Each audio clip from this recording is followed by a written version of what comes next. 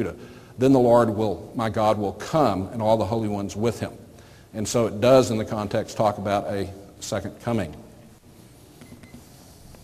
That was my last question, right? No. Oh, no, I've got one more.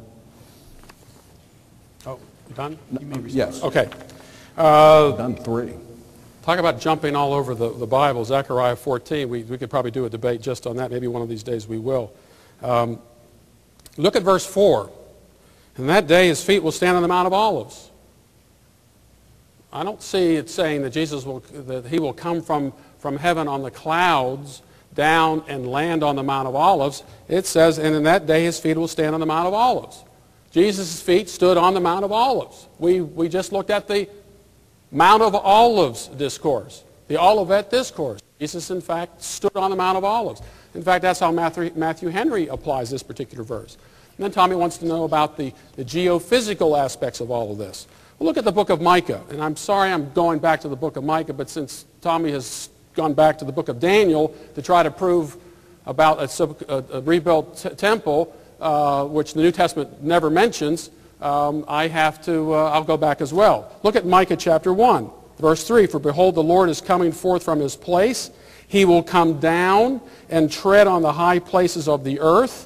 The mountains will melt under him, and the valleys will be split like wax before the fire. The water poured down a steep place. For this is for the rebellion of Jacob and for the sins of the house of Israel. I checked every commentary I could find, all dispensational commentaries, and they all apply this to a judgment coming in the Old Testament. But it's geophysical. Take some time tonight and go to Psalm chapter 18. Read the preface to the psalm. It says it is a psalm of David about how God delivered him from his enemies and from the hand of Saul. Read the language. Read it like Tommy wants you to read it in terms of apocalyptics. And that's what it sounds like. Fire will come out, and the mountains will shake, and the earth will quake under me, and so forth. But then when you go read the historical account of what actually happened to David, none of that stuff is in there. The language of this is obviously descriptive of the way God generally describes judgment. There isn't anything unusual about this in Zechariah chapter 14. Again, this would be a passage we'd have to go verse by verse like in Matthew chapter 24. But again, there is no reference here whatsoever about in that day his feet will stand on the Mount of Olives, about him coming down and doing this, which is in part of Tommy's position. 1 minute response. That's right. Psalm 18 and those others, in those contexts, do refer to him riding on the glory cloud, as the king in the Old Testament. But that was before the incarnation.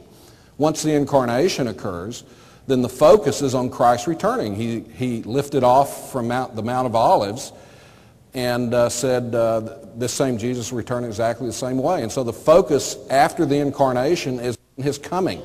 And you didn't even talk about the fact that in him talking about this future event in Zechariah 14, which you have taught refers to AD 70, he uses it's going to be like an earthquake in the days of Uzziah the king. And you never commented on that. In other words, this is a geophysical event. That's my point.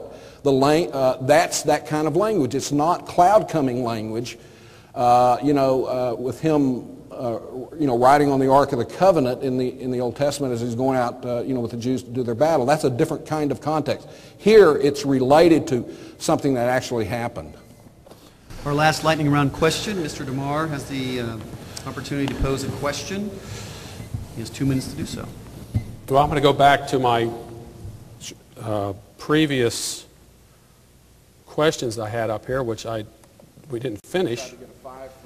Yeah, that's right. There we go.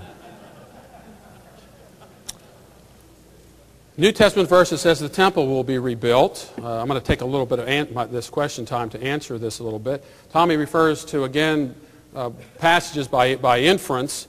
But there's no verse that says the temple is going to be built. Jesus told his disciples that they would be the ones that see the abomination of desolation. 2 Thessalonians 2 is the same thing. Paul is writing before the temple was destroyed. Why doesn't Paul say when he takes his seat in the rebuilt temple? He doesn't. It's begging the question. The burden of proof is upon Tommy to prove.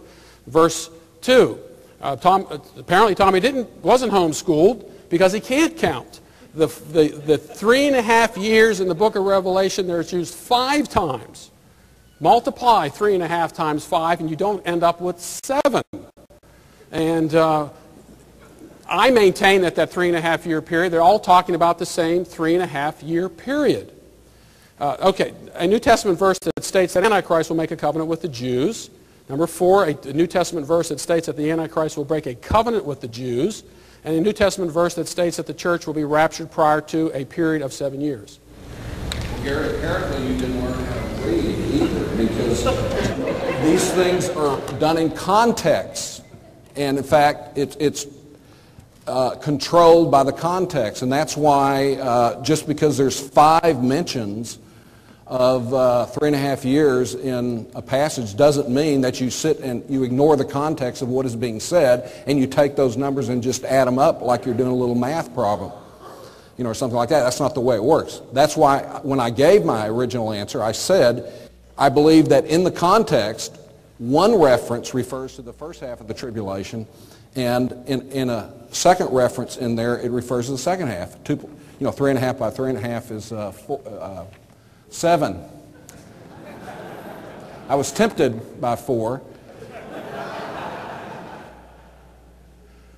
And I remember hearing a theologian say one time that probably half of the theology that we believe is not explicitly stated, in the Bible. Show me where the Bible teaches the hypostatic union. I'm not saying the Bible doesn't teach the hypostatic union. It does, but you have to put it together. There's no verse that says that Christ is undiminished deity, true humanity, united in one person forever, yet without confusion. That was worked out in history by theologians who took all of the Bible teachings on Christ as a God and man and said the only way that we can explain these is through deduction. And that's true. The same is with the Trinity. One time I brought this up to Gary, and Gary, there's no passage in the Bible that it teaches in an explanationary way the Trinity.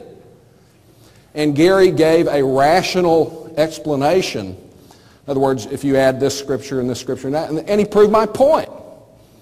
You have to take all the passages that talk about God being a single entity, but at the same time 3 persons, and put them together and come up with a deduction. That's what we're doing in relationship to the pre-trib rapture, as well as in relationship to the temple. So if the Bible talks about, the Bible doesn't always have a verse that satisfies Gary Demar, that states things in the way that Gary Demar formulates questions.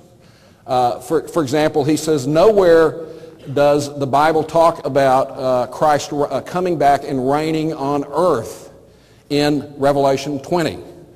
Well, earlier, it says that the saints are going to reign on earth in Revelation chapter 7, I believe. And then it talks about Christ coming back in Revelation 19. Now, where is he coming to? If he's coming, he's not coming to Mars. He's not coming, and it says he's going to reign and those kinds of things. So I'm saying that there are these kinds of statements in the Bible that you have to put together in that way. Rebuttal? The reason I bring up these questions is really quite simple. A dispensationalist claims to interpret the Bible literally. And every time I bring up and ask a question about, give me a verse that says temple, and I can see 1 or 2 of these things. But 5, and Tommy just mentioned the 6th one, since we weren't dealing with the millennium, I didn't bring it up. But show me a verse in the Bible that says that Jesus is going to reign on the earth for 1,000 years. Show me in the Bible where it says that during that 1,000-year reign, the temple is going to be there. Show me a verse that says that there are going to be animal sacrifices during this period. You read Revelation 20, it doesn't say any of that. My point is, you have a system that claims to interpret the Bible literally. And then you come to and ask them specifically verses. You say the temple is going to be rebuilt. Doesn't say anything about a rebuilt temple. You ask, where's this 7-year tribulation period? And you got to, again, I mentioned Tim LaHaye, and probably Tommy doesn't take his position, but LaHaye actually reverses them. The first use of 3.5 years refers to the second half of the tribulation period, and the second use of the 3.5 years refers to the first.